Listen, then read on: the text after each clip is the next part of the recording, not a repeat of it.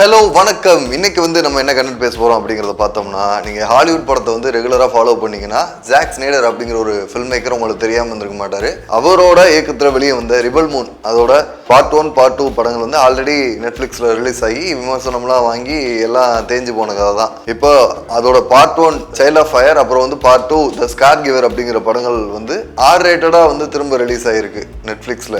அதாவது என்னன்னா டைரக்டர் கட்டா ரிலீஸ் ஆயிருக்கு இரண்டு படங்களும். முன்னாடி பாட்டுக்கு இந்த டைரக்டர் கட்டுக்கு என்ன வித்தியாசம்னு பார்த்தோம்னா, அந்த பாட்டு நெட்ஃபிளிக்ஸ் ஆல்ரெடி ஒரு அக்ரிமெண்ட் மாதிரி ஒரு சைன் பண்ணி அப்படிதான் ரிலீஸ் பண்ணாங்க. என்னன்னா ஜாக் ஸ்னைடர் கிட்ட இந்த படத்தை நீங்க உங்க ஃப்ரீடம்க்கு எடுக்க விடுறோம், பட் எங்களுக்கு ஒரு PG-13 அந்த வெர்ஷன்ல எடிட் பண்ணி கொடுங்க, அதாவது சைல்ட் ஃப்ரெண்ட்லியா பண்ணி கொடுங்க, அந்த வெர்ஷன்ல பண்ணி கொடுங்க. லேட்டரா நாங்க உங்களுக்கு R rated version with violence, அப்புறம் கோர், அப்புறம் செக்ஷுவல் கண்டென்ட், நியூடிட்டி இதெல்லாம் அலோவ் பண்றோம், உங்க கிரியேட்டிவிட்டிக்கு ஏற்ற மாதிரி நாங்க விடுறோம் அப்படிங்கிற மாதிரி சொல்லியிருந்தாங்க. அதுக்கேற்ற மாதிரி அந்த படம் ரிலீஸ் ஆகி கிட்டத்தட்ட நெகட்டிவ் விமர்சனம்னே வச்சுக்கோங்களேன். நிறைய பேருக்கு அந்த படம் சாட்டிஸ்ஃபைங்காவே இல்லை. ஈவன் ஜாக் ஸ்னைடரோட ஃபேன்ஸுக்குமே அது பெருசா சாட்டிஸ்ஃபை பண்ணல. இப்போ இந்த ஆர் ரேட்டட் வெர்ஷன்ஸ்லாம் வெளியாகி அப்படி என்ன பெரிய டிஃபரன்ஸ் முன்னாடி உள்ளதை விட இப்போ கிரியேட் பண்ணிருச்சு அப்படிங்கிறது தான் நிறைய பேரோட கேள்வி.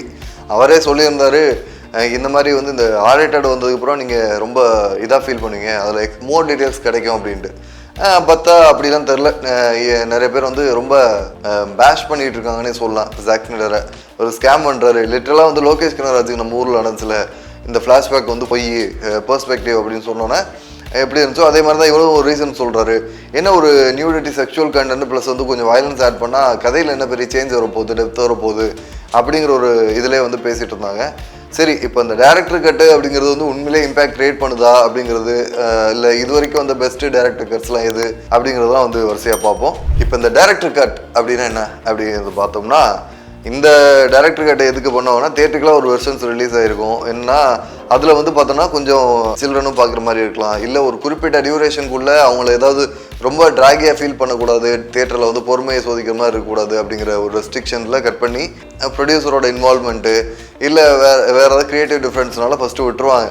அதுக்கப்புறம் சில வருடங்கள் கழித்தோ இல்லை சில மாதங்கள் கழித்தோ இந்த டைரக்டர் கட்டுங்கிற ஒரு மேட்ரு வரும். அதிக டியூரேஷனோட வரும், இல்லை கம்மியான டியூரேஷன் ட்ரிம் பண்ணி கூட வரலாம். மொத்தத்தில் என்ன டைரக்டர் கட்டுங்கிறது அவரோட விஷனை ஃபுல்லாக கன்வே பண்ணுற ஒரு படம் தான் டைரக்டர் கட் அப்படின்னு சொல்கிறோம். இப்போ இந்த டைரக்டர் கட் அப்படிங்கிறது டெப்த் ஆட் பண்ணியிருக்கு, இல்லை வித்தியாசமாக ஃபீல் பண்ணி ஆயிருக்காங்களான்னு கேட்டால் நிறைய பேர் ஃபீல் பண்ணியிருக்காங்கன்னே சொல்லலாம். அதாவது பரவாயில்ல, இது நல்லா இருக்குது, இதை விட்டுருக்கலாமே அப்படிங்கிற மாதிரி.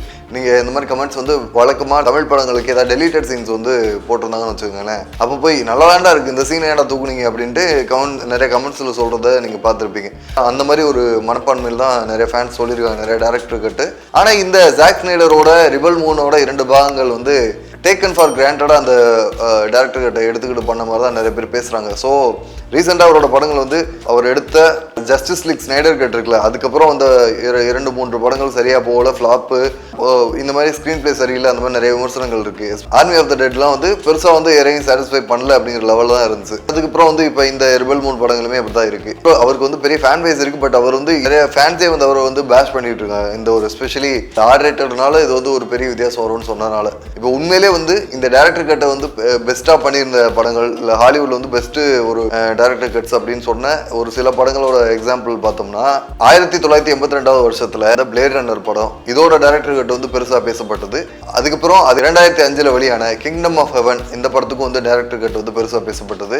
அதுக்கப்புறம் 1979 வருஷத்துல பிரான்சிஸ் ஃபோர்ட் கோப்பலா அவரோட இயக்கத்துல வெளியே வந்த அப்போகலிப்ஸ் நவ், இந்த படமும் டைரக்டர் கட் பெருசா பேசப்பட்டது. இப்போ இந்த டைரக்டர் கட்டை ரீடெக்ஸ் வெர்ஷன் சொல்லுவாங்க, அதாவது டியூரேஷன் கொஞ்சம் எக்ஸ்டெண்ட் பண்ணியிருப்பாங்க, இல்லை ஷார்டன் பண்ணியிருப்பாங்க, இல்லைனா ரீ எடிட் பண்ணியிருப்பாங்க.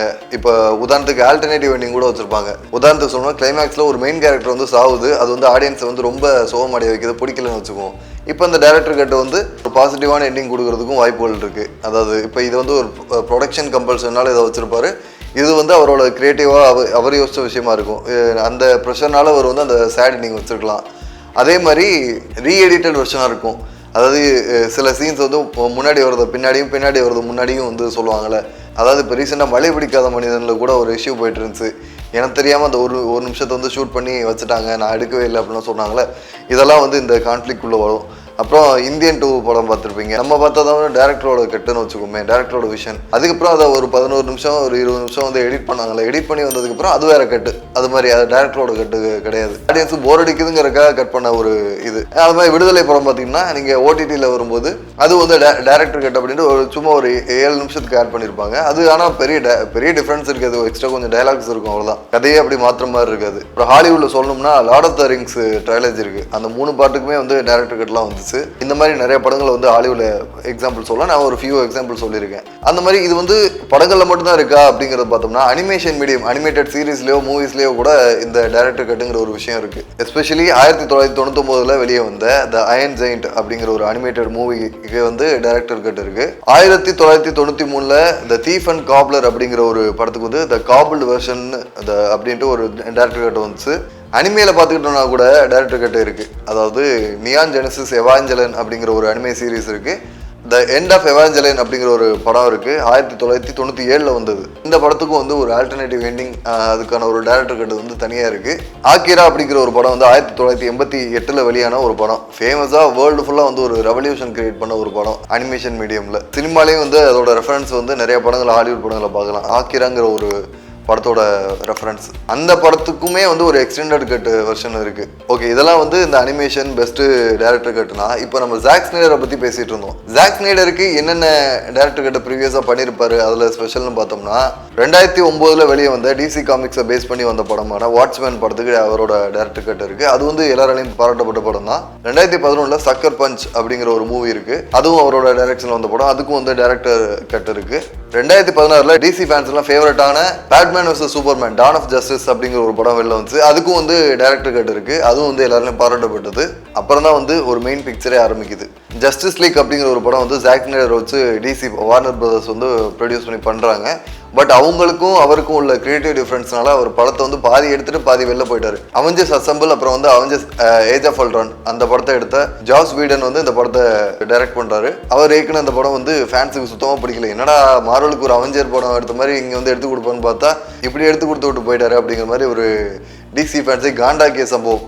அப்புறம் வந்து ஒருத்தர் வந்து இது மாதிரி ஸ்னைடர் கட்டுன்னு ஒன்று இருக்கு, ஸ்னைடரோட வெர்ஷன் வந்து வேற மாதிரி இருக்கும், அதுல ஜஸ்டிஸ் லீக் வந்து சூப்பரா இருக்கும் அப்படின்னு சொல்லி ஒரு 6 வருஷத்துக்கு மேலே ட்ரெண்ட் பண்ணி ஸ்னைடர் கட் வேணும், வி வாண்ட் ஸ்னைடர் கட்டுன்னு ட்விட்டர்லாம் ஹேஷ்டேக் போட்டு ட்ரெண்ட் பண்ணி அதுக்கப்புறம் வந்து அதை கன்ஃபார்ம் பண்ணி ஜாக் ஸ்னைடர் வந்து உள்ளே போய் திரும்ப நிறைய ஷார்ட்ஸ் எல்லாம் ரீஷூட் பண்ணி ரீஎடிட் பண்ணி அவரோட வெர்ஷன்ல ஒரு கிட்டத்தட்ட ஒரு 4 மணி நேரத்துக்கு ஸ்னைடர் கட்டுங்கிற ஒரு படம், 2 மணி நேரம் இந்த படத்தை 4 மணி நேரத்துக்கு இவர் ஒரு வேற ஒரு வெர்ஷன்ல கொடுத்திருந்தாரு. அது வந்து உலகம் ஃபுல்லா கொண்டாடி தீர்த்தாங்க. அந்த படம் வந்து டைரக்டா ஸ்ட்ரீமிங் பிளாட்ஃபார்ம்ல தியேட்டருக்கெல்லா ரிலீஸ் ஆகாம அந்த மாதிரி ஆச்சு. அந்த படம் வந்து டிசி ஃபேன்ஸுக்கு வந்து ஒரு கொண்டாடப்பட்ட ஒரு நல்ல படமா இருந்துச்சு.